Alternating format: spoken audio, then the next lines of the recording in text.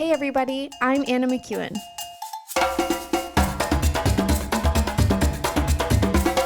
And now for Bob Switzer with the Epic Narrative.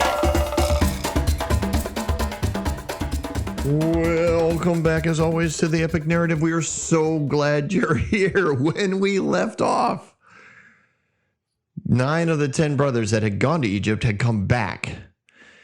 They'd come back with a edict from Joseph, whom they didn't realize was Joseph at the time, but nonetheless, they were prepared for what their father was about to do.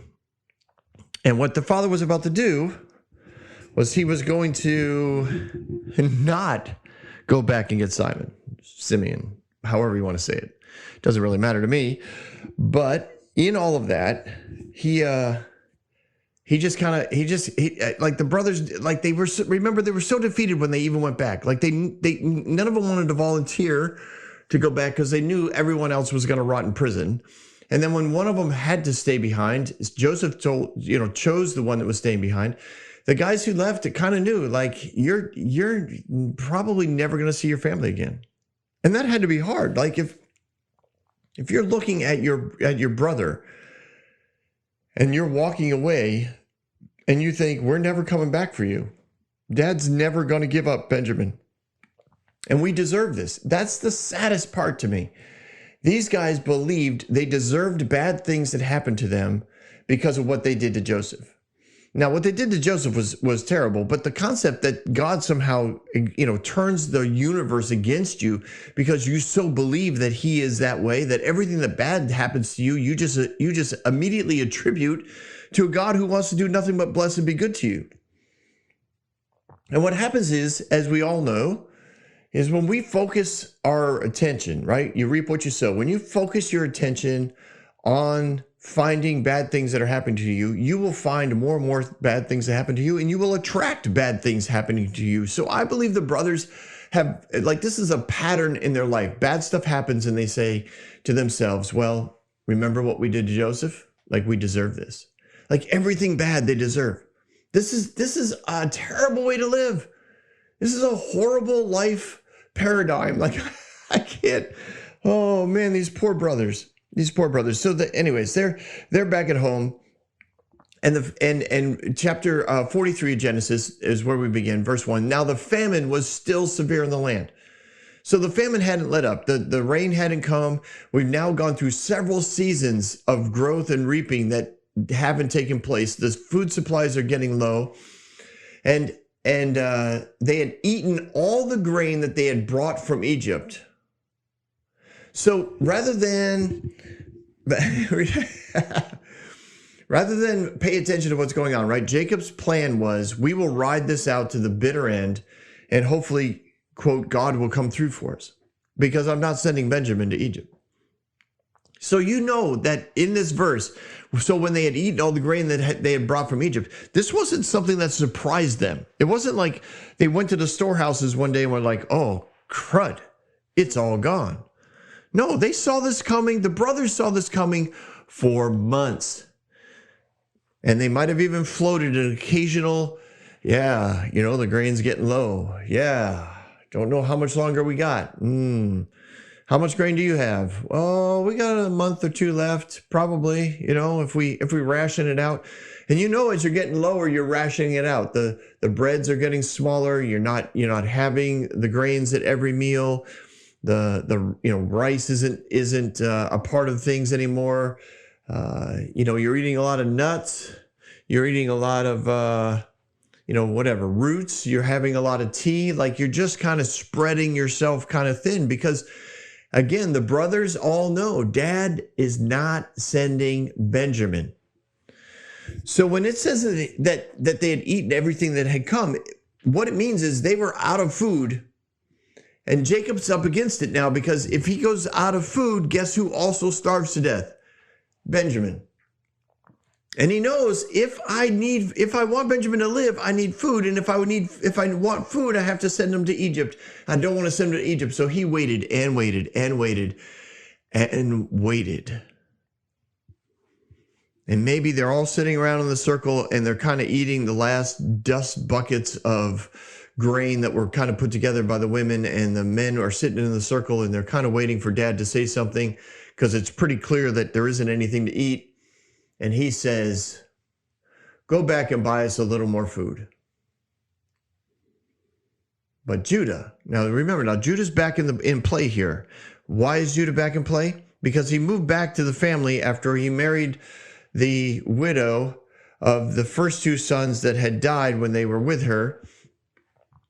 And he had refused, remember, to give his third son to her because he thought she was killing them, or wasn't quite sure. But he ended up sleeping with her because she pretended to be a prostitute. When he went to go party and find prostitutes, she dressed just the way he wanted, she knew that he liked, and he took her and he slept with her, and then she tricked him and yada, yada, yada. So Judah's back with the family after about a 20-year hiatus here. And he says, the man warned us, you will not see my face again unless your brother is with you. Now, what that means is you don't get grain. If Joseph's not at the gate is closed. So Joseph's at the gate every day. And I'm not saying that he would only do this to these guys, but there might have already been families that, because of their arrogance or because of their rudeness or because of their lack of payment, when he sees them coming, he, closes the curtain in front of them so they don't see his face, so they can't bow down to him, which means they can't get grain. And they're rejected. And when he closes that curtain, the guards come in and they move that family out of line and they push them back into the desert and tell them you need to find grain somewhere else because Joseph has shut the curtain. So that's what that means. All right. We're not going to see his face again. He'll shut the curtain on us if we show up without Benjamin. You know this. If you will send our brother along with us. Now, this is Judah still talking. He's like, if you'll send Benjamin with us, we will go down and buy food for you. But if you're not going to send him, we're not going, because he said, unless he's with you, you're not getting anything. Now Jacob, Israel, is in this state of depression, right? So he's playing the victim. Verse 6, why do you bring this trouble on me, telling the man you had another brother? So again, victims always are victims, right? There's no way that they can have responsibility for anything. There's no way anybody does anything right. Everything's done to them, not for them. Everyone's against them, not supporting them. This happens to all kinds of people. I mean, I've seen leaders that are the victims all the time. I've seen poor people that are victims all the time. It's a mentality. It knows no boundaries as far as economic or ethnic background. Everyone can play the victim. Here we see it in Jacob, right? The amazing, one of the forefathers of our faith. He said, they replied. In other words, he questions them. Why did you do this? Why did you tell them that you had a younger brother? Why did you bring all this trouble on me? Why couldn't you have just been quiet? And they were like, listen, he questioned us. He vetted us. There was no way that we couldn't eventually get to this information. He asked us about our family. He asked us about our father, if he was still living. He asked us, do you have any other brothers? We simply answered the questions. How are we to know that he would say, bring your brother down here? They were like, we were accused of spies, of being spies, Dad. There's no way. If we refused to answer questions, we would have been, proven to be spies. We'd all be dead. What are you trying to do to us? Now imagine in between these verses, there's just silence. Like the guys are sitting around the circle. They're muttering, they're breathing. They're just kind of staring at one another. Some of them have their heads down. They're like, oh man, this is not going well. Like we're all just going to die because he's not going to give this up. So then Judah speaks up. I think after some silence, Judah speaks up and he says, send the boy with me. Now I'm sure when all of this is going on, it's like they have tried everything. They tried buying grain probably from merchants or other people, from neighbors, from friends, from acquaintances, from people that they knew to be traders, and they just literally, there was not enough grain to be bought. People weren't selling it because Joseph's plan was working so well. No one was allowed to buy more than what they needed for their family. It was designed to last. He'd give you basically enough to last you a year. It was designed so you would have to come back every year. And I'll go into his master plan at another episode because it involves details. It's pretty awesome. But the design was you've got, your family has to come down here every year and swear allegiance and submission to Egypt. And that's exactly what happened every year. And so people weren't out there saying, hey, I got some extra, you want some? No. It didn't matter how rich Jacob was. It didn't matter how many sons he had. It didn't matter how many flocks he had. It didn't matter how many business arrangements and covenants and contracts he had around the nation. It didn't even matter how much money he had. You couldn't buy enough. There just wasn't enough left to keep the family alive. So whatever. They have this conversation. Now, probably the brothers know, listen, Dad could survive with just Benjamin.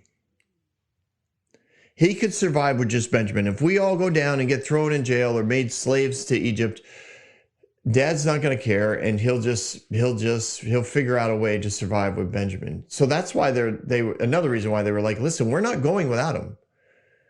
We're not going down there without him, because that means we don't come back to our families. That means our sons and daughters die. We're not playing this game, Dad. This is not a game to us. This is survival. And we're on the brink. There's no more grain. So Judah steps in. Judah starts taking a personal approach to this. He speaks to his dad directly. He defends the brothers' reactions to the questionings. And there's silence. And then Judah says, send the boy with me. We will go at once, so that we and you and our children may live and not die. Then he speaks up again. Personal approach. I myself will guarantee his safety. You can hold me personally responsible for him if I do not bring him back to you and set him here before you. I will bear the blame before you and all my life. Now, when he says this, if I don't set him here before you, there's in the overall picture of things, Benjamin's part of this meeting. Benjamin is sitting right next to his father in the favored position. Judah's looking at Jacob, and he's also looking right at Benjamin, and he's like, I will bring this guy back. Now remember, Benjamin's not like, a 10-year-old kid. He's a young man. He's no whatever. He's no child. He's a grown man. But he's been protected his whole life because Jacob refuses to let him die. Now picture Judah saying these words, and I took my time saying them because I think he wanted it to sink in. Because what has happened in Judah's life is Judah has also lost 2 sons. And he has a third, and he doesn't want to lose him. So at some level, he's appealing to his father on an empathy level. He's saying, Dad, I know what it's like to lose sons. I know what it's like.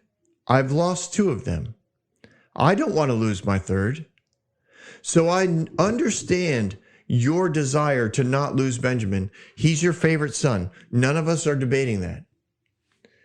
I will take personal responsibility for him because I understand what it means. Now, when Judah says this, it means more to Jacob than it does for like Reuben to have said this. Because Jacob trusted Judah's empathy and the fact that Judah would understand what it would be, what Jacob would have to go through if Benjamin died. Judah understands what his father, the pain that his father would experience when if his son Benjamin died. So it's on this personal level that Judah breaks down Jacob. And he says, listen, we're not going to delay. This is not going to be a pleasure trip. We're out of grain. We're not going to hang out. We are going to travel. What he means is, basically we're going to travel at night. We're going to travel in the early morning. When it's cool, we're going to keep a heavy, fast pace. We're going to get the grain, and then we're going to head back. So Jacob understands what's going on. And Jacob, in verse 10, he's like, as it is, if we had not, Judah continues, if we had not delayed, we would have gone and returned twice. He's just like, Dad, we've waited long enough. We should have went, 9 months ago. We really had to go 3 months ago. Now, if we don't go, we all die. He just lays it out kind of mathematically, like it's over. You know this. Time is of the essence.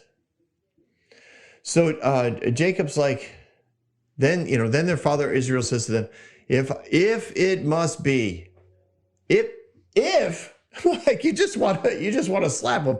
If it must be, come on, Jacob. We've already laid this out. We should have went 9 months ago when we were low on grain. We've been rationing grain for the last 3 months trying to survive because you had some pie in the sky concept that somehow we were all going to get through this without having to go back down to Egypt with Benjamin. It didn't work, Dad. We're all dying here. If it must be, then do this. So Dad's on board, but now he has some conditions. He's like, bring some gifts, products of the land in your bag, and take them down to the man as a gift. A little balm, a little honey, some spices, some myrrh, some pistachio nuts, and some almonds. Now, these things are things that would have still been in production, low in production, but still would have been produced in the area. And they were generally things that Egypt didn't produce or didn't, they were considered rare in Egypt to have these things. So Jacob's like, bring him some gifts and take double the amount of money with you. You have to return the silver that was put back in your sacks. Perhaps it was a mistake. Make sure that they know you're not thieves. So at some level, he's saying, I get it, guys. I understand. I believe you, is what he's saying. You didn't do this on purpose. You didn't try and set me up to lose Benjamin.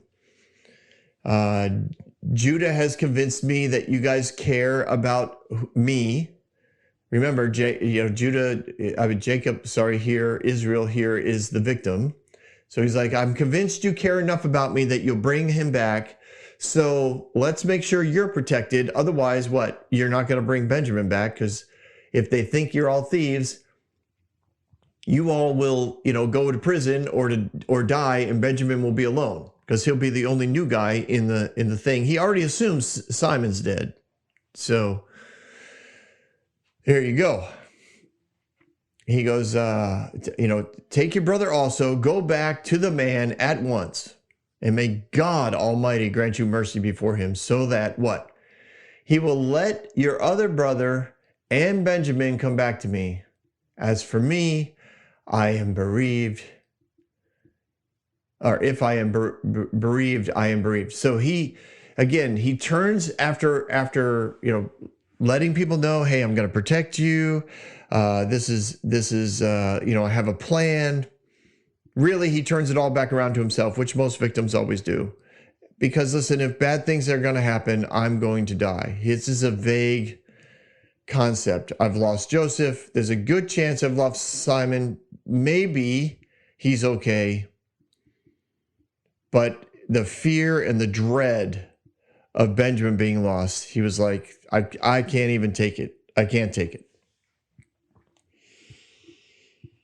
So the men took the gifts and doubled the amount of silver, and Benjamin also, and they hurried down to Egypt and presented themselves to Joseph. So when Joseph saw Benjamin with them, he said to the steward of the house, "Take these men to my house, slaughter an animal, and prepare a meal. They are to eat with me at noon." Now, the eat with me at noon is an indication that they were there in the morning, the early morning. They were probably one of the, quote, we'll call it first people in line. They were there when Joseph arrived for work. And he looks out and he sees Benjamin. Now, he hadn't seen Benjamin in years, but he recognized him. He recognized probably the look of his mom, like he just knew his brother. So they're traveling, like I said, they've traveled in the early mornings. They've, when people wanted to hurry in the desert, they would go to bed in the evening, sundown, and they'd wake up early morning, midnight, 1 o'clock, and they would resaddle and hit the road running. So they probably got down there in fairly quick order. They check right in at the station where Joseph was going to show up. Joseph shows up and he sees Benjamin, and he looks at him and he goes, "All right." And again, this plan, I think he's winging this plan. I think he's coming up with it on his own. He wants to find out about this family. He wants to know how they really, are treating Benjamin, and what is, what's going on with life back at the homestead. He's been gone a long time. So they bring him in right away. Like if you picture him first in line, Joseph shows up, he looks at him, they probably bow. He turns to his steward and he goes, "All right, I want these guys in my house. I want you to take them right away. I want you to slaughter meat in front of them. They're going to eat with me at noon." Now, he doesn't say slaughter the meat the beast in front of me. These are nuances that various oral traditions have put in there, because Joseph, according to the oral traditions, Joseph already was aware of how to prepare meat kosherly, or in a kosher way, because he had communed with God about it. Now, I don't know if that's true or not, but it's fine with me if that's the way you want to go. He prepared a meal. This is, again, not something that you do quickly, because you can't go to the fridge and grab the meat. All this stuff had to be, like, it put in motion a bunch of servants and maids and etc. Right? We have 10 men, it'll be 10 men currently, and up to 11 coming for lunch, not just a dinner. They're coming for lunch. So everybody's like rolling along here. Everything's done exactly the way that, Joseph wants it done. And Joseph probably stayed at work because he had a lot of people to get through. So while the men are standing there, they see Joseph speak to the steward, and then the steward starts coming to them. Now the men were frightened, right? They get rounded up by several guards. They're told to follow me. They're following him, but the guards are behind them. There's nowhere for them to go. They're separated from their sacks and their silver and their gifts and their carts. They're also following them, but these guys are not near them. They're separated from them, and they're all headed over to Joseph's house. Now, archaeologists have found what they think is Joseph's house. It's a very unique house in the land of Egypt. It's unique because most palace personnel, like obviously the viceroy would be a palace personnel, they had grand houses that basically had multiple wives, lots of kids, a big courtyard, that sort of thing. Joseph's house, what they believe is Joseph's house, was unique in that it had a center that was designed for the family. It's where the family met. It was like a big living room, and it was circular. And off of the circle were individual bedrooms, one for each of his sons and one for him and his wife. And it was unique because he and his wife shared a room. Nobody did that in royalty. They share, they would have women in their rooms, but they didn't share the room with their wife. They only slept with their wife when they wanted to make babies. It's fascinating. Joseph was known as unique in the royalty of Egypt because he only had one wife. Crazy, but true. So I picture them going to this place. They go to this place and there's this dining room set up in the middle of this place, and there are people all around. And some people concur or believe that the steward that Joseph leans to say, bring these people to my house, was actually his 8 to 10-year-old son. Yeah, that's kind of cool, I think. So the man does as Joseph says. He takes everyone to his house, and they thought, of course, they were being brought there because they were going to be killed. We were brought, it says in verse 18, sorry, I had to find my place. They thought, we were brought here because of the silver that was put back in our sacks the first time. He wants to attack us and overpower us and seize us as slaves and take up our donkeys. So they knew that their donkeys and carts were behind them. They just figured all of it was going to be captured and stolen by Egypt. So they went to the Joseph steward. Now there's, like I said, there's a good chance that the steward is the son of Joseph. And they spoke to him at the entrance of the house. Why? Because he has the ear of Joseph. He's beside Joseph all the time.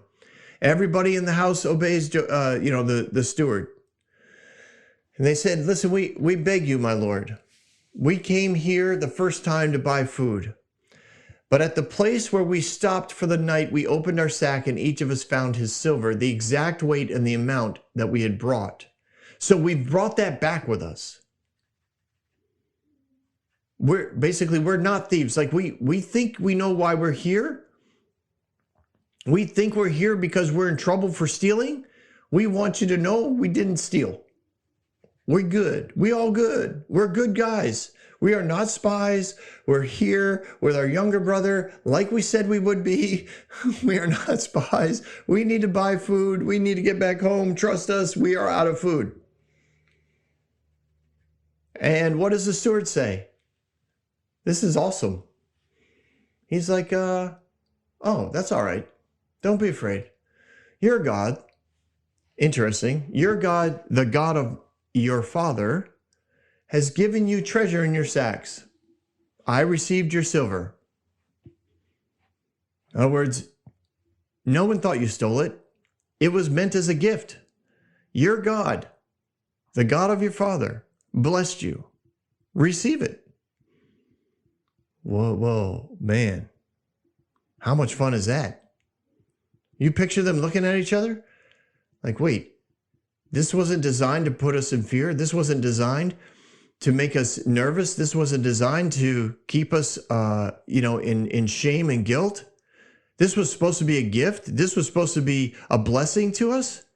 How many times has God blessed people and they look at their blessing and they count it as a curse? God's blessed them with favor and promotion and provision, and they look out at those things and they say, this is such a burden. This is terrible. This is always, I wish this had never happened. If this had never happened, my life would be so much easier. Yet from Joseph's perspective, he put all that back in their sacks, not because he was trying to trick them, not because he was trying to make them look like thieves, but because he wanted to bless them and say, maybe they will pick this up and receive it from the God of their father, because I know the God of their father. And God of their father would do something like this. This is Joseph behaving like God. And so many times people look at this and they say, oh, Joseph was tricking his brothers. He was being mean to his brothers. He was having revenge on his brothers. He was messing with their brother's head. No, Joseph is literally, at this point, his son possibly is saying, this wasn't meant to do anything except be a gift to you from your God. Because your God is a giver of gifts. And Joseph knows this. He's a God that brings favor in the midst of tragedy. Joseph knows this. This is a God. This is a God that would bless in the midst of a famine. Joseph's behaving just like your God. You should have recognized it. That's basically what the steward's saying. You should have recognized this as a gift from your God and the God of your father. Wow. That's interesting. You picture the brothers looking around, and then when he says, "Oh, it's all right. Don't be afraid. Everything's good. That was a gift from your God." And oh, here's your brother. So Simon's brought out, or Simeon, depending, like I said, how you want to say it. This was fun. So it looks as though they kind of stopped by the prison. Then the steward, verse 24, took the men to Joseph's house, gave them water to wash their feet and provide fodder for their donkeys. So he makes sure that they're all taken care of. He's like, all right, here's the bathhouse, so to speak. Everybody, wash up. We're going to have lunch together. And then he looked at the servants that were there at the house. He's like, feed and water the donkeys, brush them down, make sure that they're ready to go. Everybody's getting ready. They were able to get their gifts for Joseph out of the carts. The servants lined them up along the wall. Joseph arrived at noon. And when Joseph came home, verse 26, they presented him with gifts that they had brought into the house. They bowed down before him to the ground. Fascinating. Joseph arrives, he receives the gifts, they bow down again. If you didn't think the first round was a fulfillment of the dream, this round would be, because now Benjamin's a part of the bowing down. And then he asks questions about the family. He goes, so how is your dad? How's he doing? Because, it's probably been almost 2 years, maybe at least 1.5 years since he's seen him. Is he still alive? Yeah, he's doing great. And they told him all about their father. Then he said, well, they bowed down again before him. Verse 29, they looked around and he looked around and he saw his brother Benjamin, his own mother's son. What that means is he saw in his brother, his mother. He saw in his face or in his features or in his mannerisms, he saw his mother. This is not unusual. I know that happens. I have 4 kids. And currently at this recording, we have 10 grandkids, and all the time that you see them, there are nuances. Like when we're all together, there are times that that this grandchild was never taught to behave a certain way, never taught to have this particular mannerism, never told to have this little, we'll call it facial tic, in the way that they respond to things. But me as the grandfather, I see it and I say, wow, you are just like your mother, or you're so much like your father, right? And now, of course, we have digital photos that go back for years and you're able to pull them up. It used to be we'd go through, photo albums, be like, oh my gosh, this is your child. Like, this is your child's 3. Now this is the grandfather when he was 3 years old. Look at this. Like, they look exactly alike. That's what that means. When he looked and he saw his brother Benjamin. He saw his mother's son. But he asked the question, is this your youngest brother, the one you told me about? God be gracious to you, my son. Deeply moved, it says Joseph turned and looked for a place to weep, and he went into his private room and he wept there. Again, given the context that we know of, that we think is Joseph's house, according to archaeology, there was really no place to, quote, go in the dining room. It was a central room, like a huge living room, dining room, and there was nowhere for him to go hide. So he went back to his bedroom and he cried privately. I'm sure there were servants that followed him and probably stopped at the door, and they waited for him to be done. Nobody ate. Everybody sat there. The brothers are looking around. No one's seated at this point. They're all just kind of hanging out. He's overwhelmed. Joseph is overwhelmed. He pulls himself together. He washes his face. He comes out controlling himself. He sits down at a private table.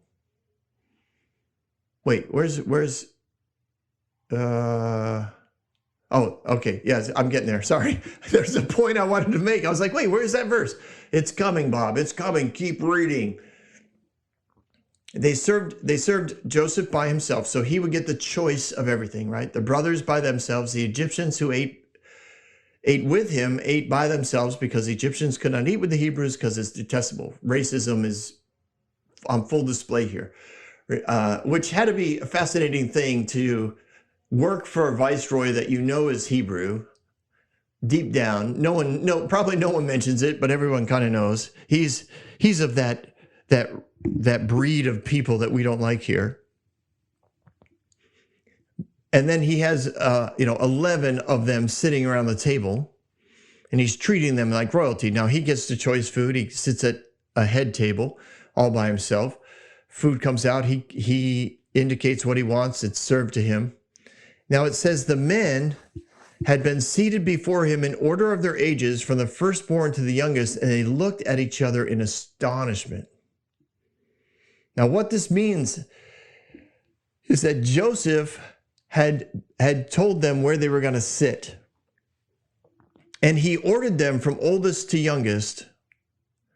And why is this astonishing? If you remember, I forget how many episodes ago, but if you go back there, it was astonishing because 12 brothers were born in a 7-year period of time. And if you weren't part of the family,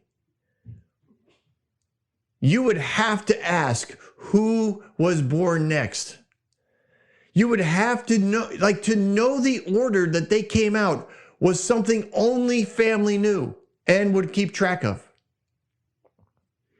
Like I said, at this recording, I have 10 grandchildren.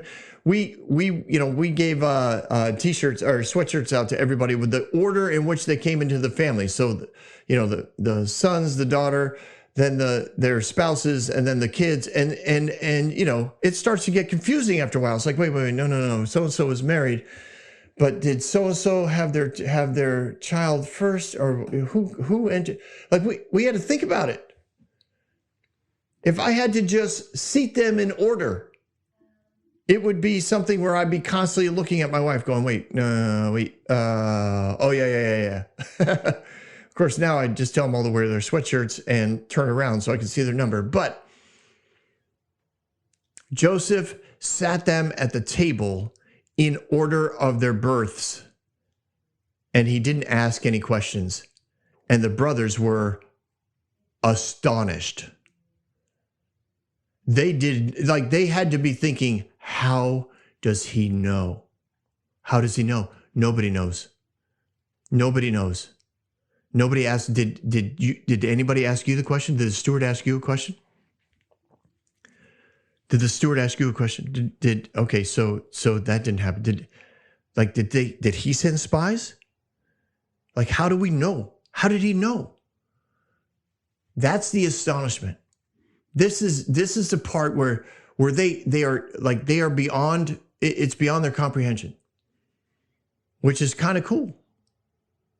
Now Joseph's sitting alone at his table. He's looking at them, look astonished, because he had them seated in order, and they're like, is this a mistake? Like, did he just wing this? Did he just guess? Can you guess? I mean, they all are virtually within months of each other, basically. I mean, you might be able to tell Reuben from Benjamin because oldest and youngest are, that far apart. But everyone else, like the in-between ones, there were some that were probably born within weeks of each other. Honestly, they didn't know what was going on. I'm sure Joseph had a little bit of a kick out of that. And when portions were served to them, from Joseph's table, right? Benjamin's portion was 5 times as much as anyone else. They feasted and drank freely with him.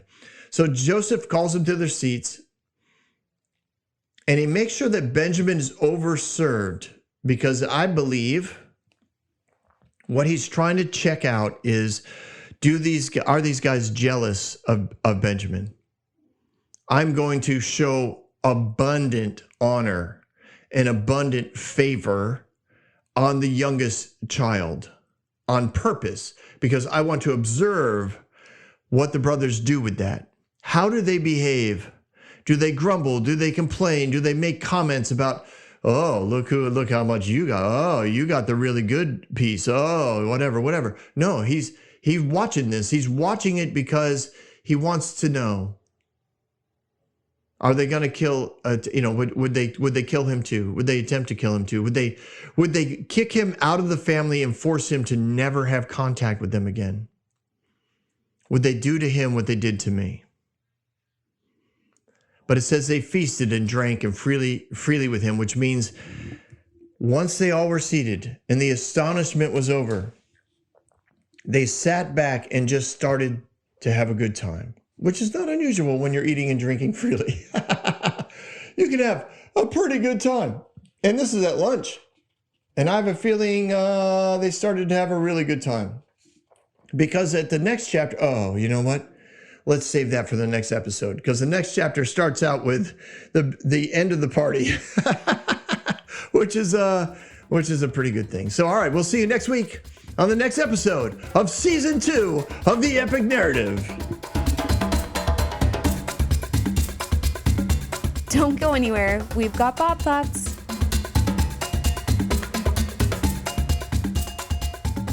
Well, how much fun was that? I actually had a lot of fun listening to this one again. And I was disappointed that it ended. That's what's funny to me. It's crazy. I do all of these. I research all of these. I record all of these. And then, boom. I have to listen to them and I think, wait, I want to hear the rest. I hope you feel the same way. So some thoughts I have regarding that would be, kind of center around the idea that Joseph was winging this plan. And a lot of times you get in leadership and you get used to the rhythm of making decisions and not really having to check in with anyone. And I think Joseph was kind of in that rhythm. I'm not saying he didn't have, I'll say, consistent connection with God. I think he did, or at least he knew how to. But he also understood that God had been a part of his life and given him direction. And he had a lot of confidence in the fact that God was going to back him on the decisions he was making. So although I don't believe that God would want people who are in contact with him and representing him here on earth to lie and deceive and trick and, manipulate people, although I'm sure many wonderful Christians have done that, I don't think you can look at Joseph's behavior here and say, this is the way God wanted it to happen. And I know I said that in the recording, but I also wanted to just re-emphasize that. You can't look at that and say that was God's plan, because that's not in the character of God. So I just, as I listened to that episode, I thought God still comes through, like his goodness still overrides all of the lies, the deceit, and the manipulation of his brothers. And yes, the brothers bowed down before him. And would they have done that if he had said, I'm your brother, as soon as they showed up? I don't know. What I do know is he didn't need that to happen in order for this story to go forward. They could have bowed at any time in their lives, and it didn't have to happen at that time. So would it have? It could have. They might have bowed to him anyways if he had said, hey, I'm your brother, as soon as he saw them the first time they came down to Egypt. They may have bowed to him anyways, or they may have bowed to him at some future date. There's no thing in our context that would indicate, hey, it had to be now and it had to be this way. So those are some of my thoughts around that. I also believe that in leadership, sometimes you get a vision and you're not sure where to go next, and you don't consult people. You end up in these kind of behaviors. And I've met people in leadership that have kind of lost their way, lost their vision, and this is what happens. They start to manipulate, they start to kind of be deceptive, they start to isolate. And I'm not saying Joseph had gotten to that point, but it reminded me of people who have gotten to that point. I don't think Joseph was consulting anyone about how to go forward on this plan. That's what I mean by it reminds me of people who have kind of lost lost the vision. They don't know how to get to the next step. So they're just trying to make something happen. And when you make something happen, you end up manipulating people. You end up changing, shall we say, definitions of words, i.e. using deception. So yeah, leaders have to be careful of that. You have to stay in relationship. You have to stay connected. You have to stay focused. Oh, and one more thought. I did like the way that the scripture makes it clear that from Joseph's perspective, he put the silver back in their bags, again, not out of deception. He did that to bless them. He did that so that they would feel a blessing from their God and connect to their God, what had happened. And I do think a lot of times God sends us blessings and we immediately see the negative. We see things like, what are people going to think if I have all this money? What are people going to think if I buy this big house? Or worse, right? We just have this concept where we are constantly bumping up against, what are people going to think? What are people going to think? And instead of just saying, wow, God, you're just so good. You're just so good. I could have never come up with this on my own. And I understand that if you went out to the grocery store and you bought a boatload of groceries, and when you got back to your house and you were unloading your groceries, you realized that, that somebody went, even though you swiped your card or whatever, that the grocery store had given them all to you, it would be difficult to go back and try and explain that. And I understand for some it'd be an integrity thing, like, well, we do have to explain it. We have to go back and ask them what happened and do the right thing. Yes, I agree. But if you traveled weeks away, if you took your groceries and you traveled across the country, and when you arrived there, you realized that you had actually never paid for them, what are the odds that you would travel all the way back to that grocery store and make things right? You would be like, well, okay. But if I ever go back there, I'm going to try and make things right. So it's unfortunate that the brothers didn't see, and the father didn't see any of this as a blessing from God. I do appreciate the fact that they tried to make things right when they did go back, even though it was probably at least a year, maybe longer, since they had been there. They still wanted to make things right. And for that, I got to give them, a sense of integrity and honor. That is a core value in heaven. So we can learn on both ends of that story. And I just hope that we continue to learn from the story. I'm looking forward to next week. I can't believe I ended it where I did, because, man, it's just starting to get good. See you next week, everyone.